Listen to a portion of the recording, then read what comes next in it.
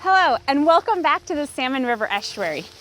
I'm Charissa, and today our journey will take us all across the estuary as we continue to solve the mystery of who lives here and what makes it such a great home. In our first episode, we began our exploration of the estuary. We discovered that the Salmon River Estuary is located in a very special place, where the freshwater of the river and the salty water of the ocean meet. It is also halfway between the North Pole and the equator, so the temperature is just right for many living things. Finally, we uncovered clues that the estuary is especially good at providing what living things need, like food and safety. But what plants and animals live in the estuary? And how does the estuary provide what they need? Are you ready to find out? Come with me and let's explore the many habitats of the estuary.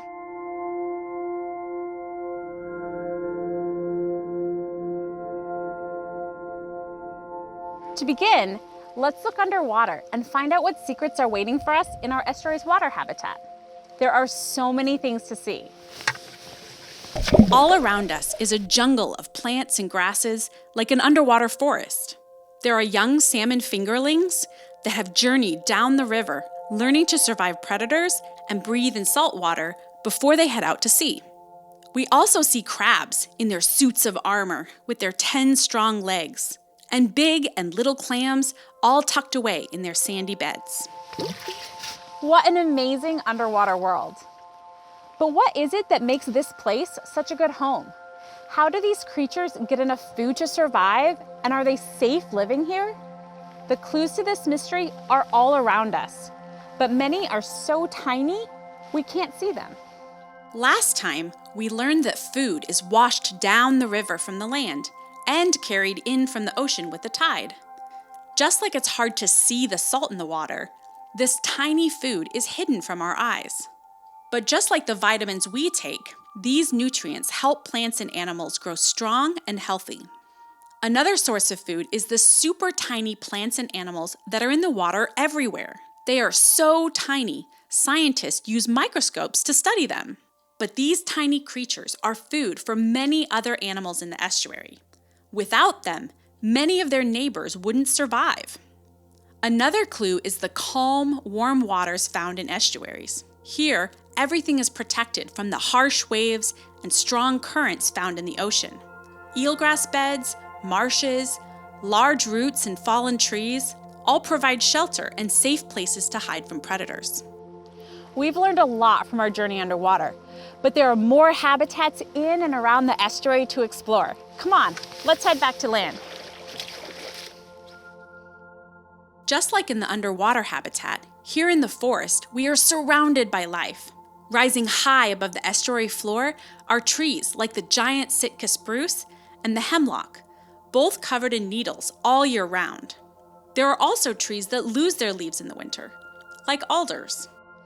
And down at their feet, we find huckleberry and salal bushes who feed the forest with their berries. Sword ferns and mosses cover everything like a green carpet. If you look very carefully, you'll find all kinds of worms, insects, snails, and slugs making their way slowly along the ground. We may not see them now, but hidden in this forest are larger mammals like elk, deer, and smaller ones like beaver and otter. They move between the water and the woods as they search for food and find safe places to rest. If we're quiet, we can hear birds singing and see them jumping from branch to branch in the trees above. As we come out of the sheltering forest, we see lots of different grasses and flowers that live in the open areas, as well as plants that live at the edge of the water, like pickleweed and sea peas. So how do these creatures get their food and stay safe, like their neighbors underwater? Look up. Our first clue is the sun, high overhead. Plants, both on land and in the water, get their energy, their food, from the sun. Our second clue is underground. Plants take nutrients and water from the soil up through their roots. Our third clue is the plants themselves. They provide food and shelter for other living things, like beetles, slugs, squirrels, and birds, which all find both food and shelter in the branches and roots of the plants all around us. All living things in the forest depend on each other to get what they need to live. We have one more habitat in the estuary to explore. It's time to head up to the air.